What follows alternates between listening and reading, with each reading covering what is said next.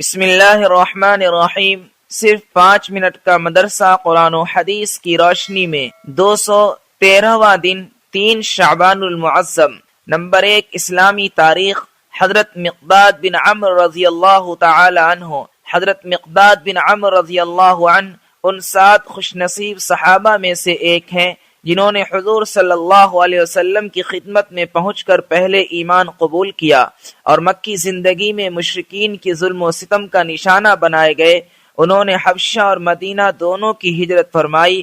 جب حضور صلی اللہ علیہ وسلم نے جنگ بدر کے متعلق مشورہ کیا تو انہوں نے ہی انصار کی ترجمانی کرتے ہوئے عرض کیا، یا رسول اللہ، ہم موسیٰ علیہ السلام کی قوم کی طرح نہیں، بلکہ ہم آپ کے ساتھ مل کر آگے پیچھے دائیں بائیں ہر طرف سے آخری دم تک لڑیں گے اور کبھی آپ کا ساتھ نہیں چھوڑیں گے۔ وہ گھوڑ سواری، نیزہ بازی اور تیر اندازی میں کمال درجہ کی مہارت رکھتے تھے۔ انہوں نے غزوہ بدر میں 100 زرہ پوش مشرکین کا بڑی بے جگری سے مقابلہ کر کے تہلکہ مچا دیا۔ وہ بیعت رضوان میں بھی شریک ہوئے اور حجۃ الوداع کے موقع پر حضور صلی اللہ علیہ وسلم کے ساتھ حج ادا کرنے کی سعادت حاصل ہوئی۔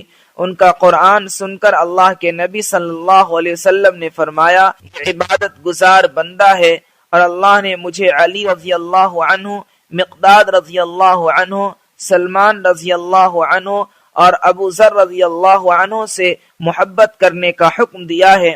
ان کی زندگی میں عشق رسول اور شہادت کا جذبہ نمایاں نظر آتا ہے۔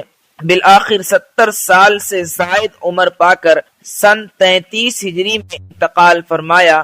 جنازہ کی نماز امیر المؤمنین حضرت عثمان غنی رضی اللہ عنہ نے پڑھائی اور جنت البقیع میں دفن کیے گئے۔ نمبر 2، اللہ کی قدرت۔ ہمارے جسم میں خون کون بناتا ہے؟ اللہ تعالی نے انسانی زندگی کا دار و مدار جن چیزوں پر رکھا ہے ان میں سے خون ہے۔ اگر جسم میں خون کی کمی ہو جائے یا خون بننا بند ہو جائے تو انسان کا زندہ رہنا مشکل ہو جائے گا۔ خون کے اندر ایک قسم کی حرارت اور گرمی ہوتی ہے جس سے وہ پورے جسم میں دوڑتا ہے اور ہماری زندگی چلتی رہتی ہے۔ یقیناً یہ اللہ کا بنایا ہوا نظام ہے کہ بے جان چیزوں سے انسان کو حیات بخشنے والا خون بناتا ہے۔ نمبر 3، ایک فرض کے بارے میں، جمعہ کی نماز ادا کرنا۔ رسول اللہ صلی اللہ علیہ وسلم نے فرمایا، جمعہ کی نماز جماعت کے ساتھ ادا کرنا ہر مسلمان پر لازم ہے، مگر 4 لوگوں پر لازم نہیں ہے۔ نمبر 1، وہ غلام جو کسی کی ملکیت میں ہو۔ نمبر 2، عورت۔ نمبر 3، نابالغ بچے۔ نمبر 4، بیمار۔ فائدہ، جہاں جمعہ کے شرائط پائے جاتے ہوں وہاں جمعہ کی نماز ادا کرنا ہر صحیح و تندرست اور بالغ و مقیم مسلمان مرد پر فرض ہے۔ نمبر 4، ایک سنت کے بارے میں، سوتے وقت معوذتین پڑھنا۔ رسول اللہ صلی اللہ علیہ وسلم ہر رات جب بستر پر لیٹتے تھے تو دونوں ہاتھوں کو دعا مانگنے کی طرح ملا کر سورہ اخلاص اور معوذتین یعنی قل اعوذ برب الفلق اور قل اعوذ برب الناس پڑھ کر ان پر دم فرماتے، پھر تمام بدن پر سر سے پاؤں تک جہاں جہاں ہاتھ جاتا ہاتھ پھیر لیا کرتے تھے۔ 3 مرتبہ ایسا ہی کرتے تھے، سر سے ابتدا کرتے اور پھر منہ اور بدن کے اگلے حصے پر، پھر بقیہ بدن پر پھیرتے۔ نمبر 5، ایک اہم عمل کی فضیلت، اولاد کو ادب سکھانا۔ رسول اللہ صلی اللہ علیہ وسلم نے فرمایا، کسی شخص کا اپنی اولاد کو ادب سکھانا 1 صاع اناج یعنی تقریباً 3.5 کلو گیہوں صدقہ کرنے سے بہتر ہے۔ نمبر 6، ایک گناہ کے بارے میں، مرد و عورت کا ایک دوسرے کی نقل کرنا۔ رسول اللہ صلی اللہ علیہ وسلم نے ایسی عورت پر لعنت فرمائی جو مرد کی مشابہت اختیار کرتی ہیں، اور ایسے مرد پر لعنت فرمائی جو عورتوں کی مشابہت اختیار کرتا ہے۔ فائدہ، مرد کا عورتوں کی شکل و صورت اختیار کرنا اور عورت کا مردوں کی شکل و صورت اختیار کرنا ناجائز اور حرام ہے۔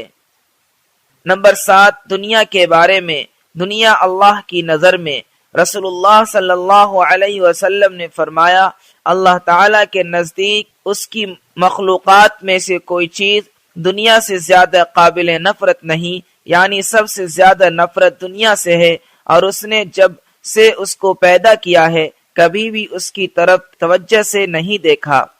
نمبر 8، آخرت کے بارے میں اعمال کو تولا جائے گا۔ قرآن میں اللہ تعالیٰ فرماتا ہے اس دن اعمال کا وزن برحق ہوگا، پھر جن کا پلہ بھاری ہوگا تو وہ لوگ کامیاب ہوں گے، اور جن کا پلڑا وزن میں ہلکا ہوگا تو ایسے لوگوں نے اپنے آپ کو نقصان میں ڈالا ہوگا، اس لیے کہ وہ ہماری آیتوں کے ساتھ ناانصافی کرتے تھے۔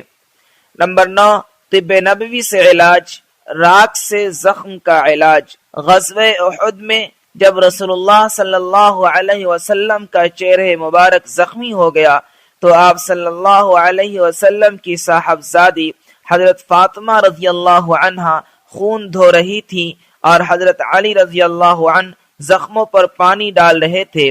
حضرت فاطمہ رضی اللہ عنہا نے جب دیکھا کہ خون بند ہونے کے بجائے بڑھتا ہی جا رہا ہے تو انہوں نے کھجور کے پتوں کی چٹائی کا ایک ٹکڑا لے کر جلایا، اور جب وہ راکھ ہو گیا تو اس کو زخموں پر لگا دیا جس سے خون بند ہو گیا۔